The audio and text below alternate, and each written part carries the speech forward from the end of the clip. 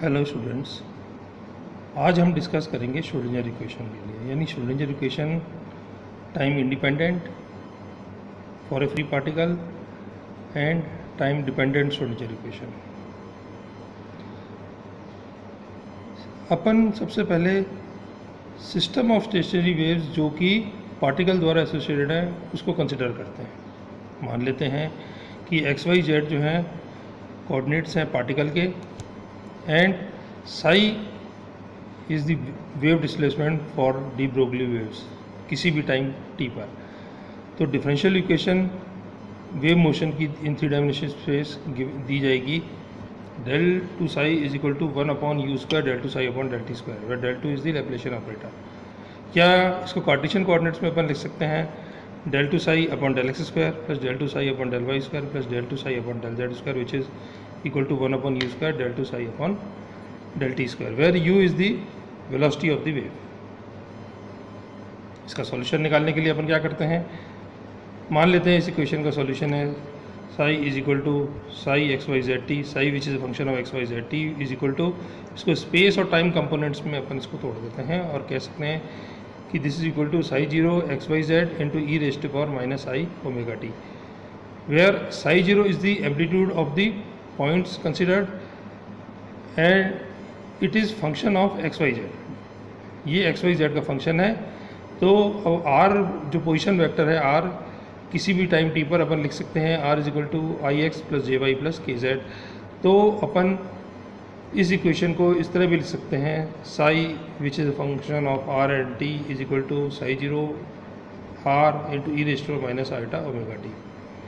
इस इक्वेशन को यदि t के सापेक्ष अपन दो बार डिफ्रेंशिएट करें तो del two psi upon del T square is equal to minus omega square psi zero r e raise to minus iota omega t, या इसको अपन लिख सकते हैं माइनस ओमेगा स्क्वायर साई, क्योंकि psi zero r into e raise to minus iota omega t is Sai.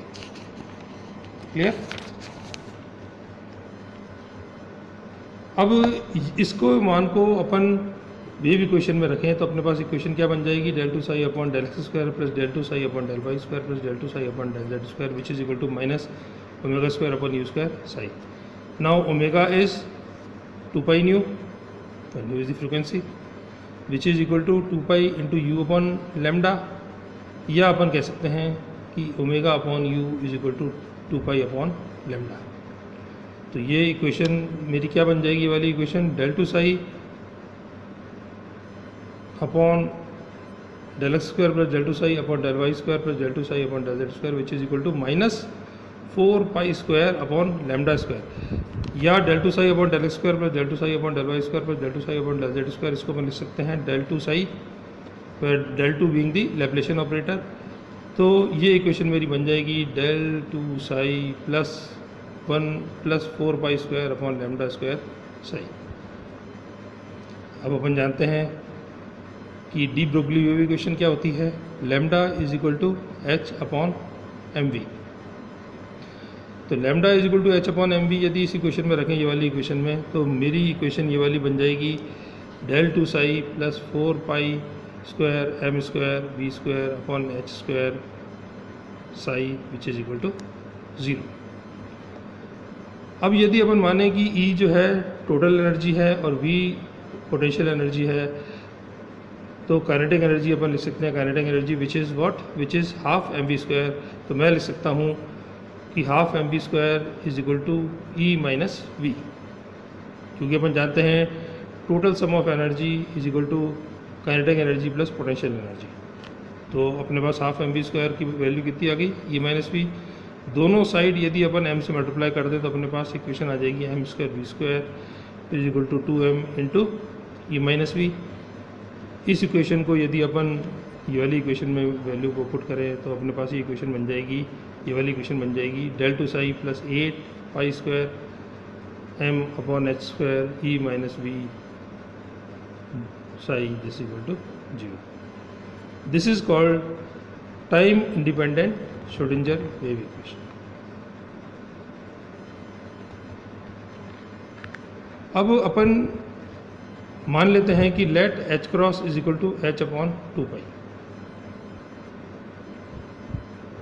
ठीक है, तो ये इक्वेशन मेरी बन जाएगी del two psi plus 2m upon h cross square into e minus v psi this equal to 0.